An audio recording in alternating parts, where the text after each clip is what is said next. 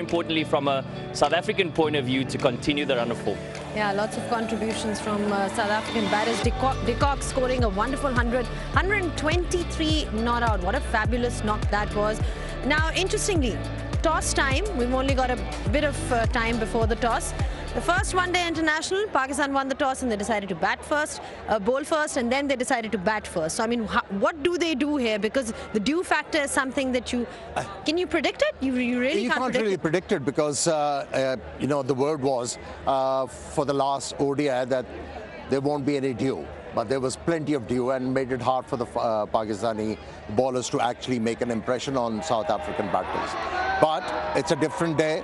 They have to come out with concrete planning, and let's hope Pakistan are going to bring their A game. All right, then let's find out how good their planning is today. It'll also be interesting to see how the pitch behaves, which pitch we're playing on today, because we saw there was a lot of dew the other night, and it's been helping the spinners in that first one-day international. So let's find out how it fares today. We're ready with the toss as well, because Arooj Mumtaz is out there with the two captains just in a bit, and then we'll also have Vernon Philander, who will be having a closer look at the pitch. So we're just a couple of moments away from there.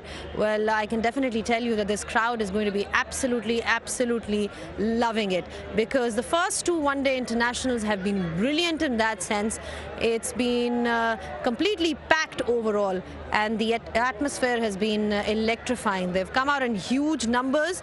You know, let's not forget that the international cricket is resuming after 17 years in Faisalabad. That's what we've seen. That's what the people of Faisalabad deserve. They love their cricket, and they are cricket purists in that regard. So just great to see that kind of energy and spirit. Ahmed, like you were talking about the fact that, you know, it'll be interesting to see, you know, how the pitch behaves, and we've got to factor in the dew. But at the end of the day, the Pakistan batting is an area where we need to talk about it, because they've been the numbers tell you a story that they've been lagging in terms of putting up totals or chasing it down. Is it a case of execution, or is it a case of just not having that kind of skill? I think, look, people are criticizing Pakistani team. Why did they chose to bat first during the previous ODI played here in Faisalabad? You know, it's not a Champions Trophy, it's not a World Cup. Where are you going to experiment? You know, the reason why they decided to bat, they just wanted to find out where do they stand, and I think they got the answers. All right, then we are ready with the toss now, so let's find out what happens there. It's Arooj Mumtaz who's out there with the two captains, followed by the pitch report with Vernon Philander. A glorious day here in Faisalabad for one more time in this series. Remember, the series level 1 apiece. It is the showdown. It is the ultimate decider, and all three gentlemen next to me are ready. Shaheen Shah Afridi, Matthew Bretsky, and Ranjan Madugale. Shaheen, you got the coin? Tails. Tails is the call. Tails is the call. As Matthew Bretsky practices his calling skills. He has. For the first time in this series, since South Africa has been here, Matthew, you won the toss. What are you going to do and why? We're going to have a bat first. I think the wicket is pretty used, so we're going to look to put a score on the board and hopefully defend it.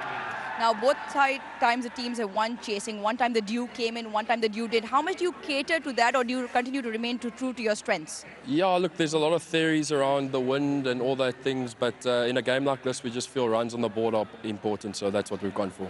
Clinical performance in all three facets. If you are to give me a bit of a score, what are you looking to in terms of having looked at the surface in the first go?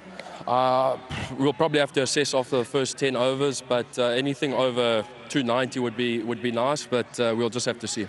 Team news? Team news, we've had one last-minute change. Kashila is out with an injury, so Ruben Hamlin makes his debut, and Lungi Ngidi is in for George Linder. Brilliant. Matthew, Cool. have a good one. Thank you. Cheers. All the best. Shaheen, toss hasn't gone in your favor, but were you looking to bowl first? Yeah, we want toss ball first, so that's fine. Okay, in terms of your new team, the performance in the previous game was slightly sketchy. What were the conversations like, and what are you looking to improve in this final decider? I think, yeah, that last game, the few decision is not in our favor, but we'll try, and that we had a few changes as well, so the pitch wise we managed the team. And what are those team changes? Are there any for tonight? So Naseem and Wasim was rested, so Ebrar and Haris Rauf is in. So going with a slightly more spinner option because you might think this might turn. Yeah. Shine, I'm not sure if you know, but Pakistan hasn't won a series, an ODI series against South Africa at home. Fantastic opportunity for Pakistan to make that historic comeback. Of course, winning is always like, feeling good. So we'll try to play our best cricket here. Enjoying your captaincy role? Yeah, of course. All right, brilliant. Shine, have a Thank good you. one.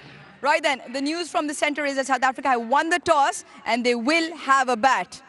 Now then, the surface, the same one as the first ODI, which we thought might turn, but since it's been used and since it's been drier, I've got a new pitch doctor. Vernon Philander, what do you reckon? Yeah, good afternoon, Aruz. I think also, yes, it has been a used surface. So this surface looks a lot drier, a lot more abrasive. So like Rami has expected it at first game, I do feel there's a lot of natural variation for both seamers as well as spinners to work with. I feel the ball might just squat, from a seamer's perspective. And with 50 overs of traffic on here, I do feel the surface will deteriorate as this game go along.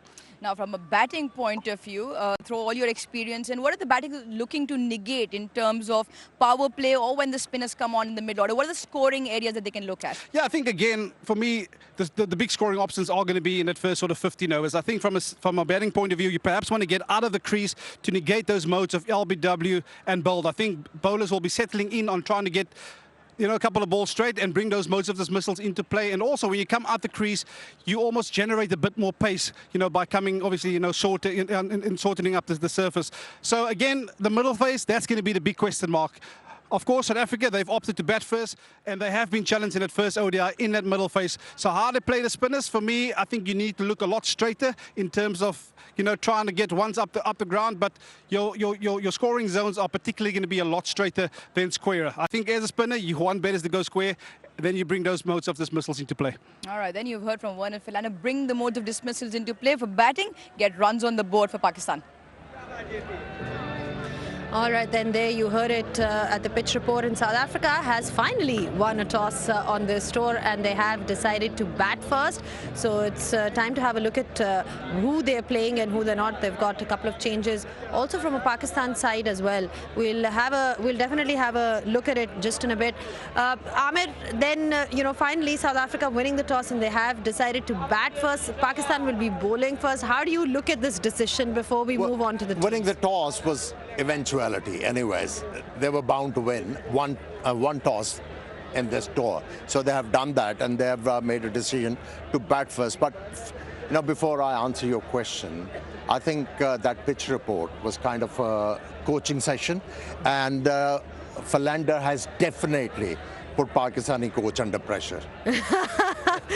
He really went into it. Of course, that's what we need to see as well. JP, a couple of changes, we'll come to that, but South Africa finally winning a toss. How do you look at this decision first? Not surprised by it. I think it's a toss-up between do you play to your strengths and the understanding that you're not 100% sure whether the dew is going to come into play. We saw no dew in the first ODI. Yes, the dew came into play the second ODI. Then the toss-up is play to your strengths. And I think from a South African point of view, batting first is their strength. They know the surface well in terms of their options against spin. We heard Vernon Philander speak about that. So I'm not certainly surprised by it, but I think the power play has been so critical for South Africa from a batting point of view. That partnership up front has really set the tone, and I think they're going to be quite reliant on that again going forward. He spoke about the middle overs important, 100%, because the spinner is going to come into play, and how effective they can be is going to be the key. Absolutely. That power play then, Amir, you spoke about power play for South Africa. It's also crucial for Pakistan. They'll be bowling first, and more often than not, we've seen that from them, that if they dominate the power play, they get control of the game. That's what we've seen. So how important or how significant are the first few overs going to be? Throughout this ODI series, what we have seen from South African openers, they have batted with responsibility. At the same time, they managed to score runs at a good rate. And the Pakistani bowlers, they have failed to break the partnership earlier on. I think the way to go for them is how to pick up wickets with the new ball. It hasn't been happening for Pakistani team, and they have to come out with the ideas. And I thought Wasim Jr. was the right option to use the new ball, because he created that angle to the left-handers where we have seen him removing an opener and his dropping. is for me. Let's have a quick look at the teams then, because like you mentioned, Wasim Jr. is not playing today, and we'll have a closer look at that at Pakistan side as well. We've got South Africa, a couple of changes. They're batting first. JP, how do you look at the changes that they've got? Nagiri is back and Kashil is out because he is injured.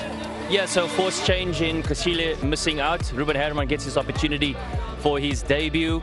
They've gone with the extra seam option this time around with Lungi Ngidi. So yeah, it's going to be an interesting contest for sure, because it somewhat shortens their batting lineup from an all-rounder perspective with Fortune at 8. So putting a little bit more pressure on that top 6 to make sure they score the bulk of the runs. Quick look at Pakistan then. Like we said, Wasim Jr. is not playing today. Haris Rauf comes in, and then they've got Abrar, the spinner, back in the side. Yeah, I don't mind Haris Rauf being brought into the side, but Wasim Jr. along with Shaheen and Rauf could have been a better option for Pakistan. They have to find a way to pick up wickets, and I think batting, it's usual suspects. I think the top order of Pakistan have to come good in this crucial game. Absolutely. That power play again belongs to the openers at the top and the frontline bowlers in those first few overs. Well, the crowd is building up nicely here. South Africa has won the toss and they have elected to bat first. We're all looking forward to a great game. We'll see you guys shortly after this break.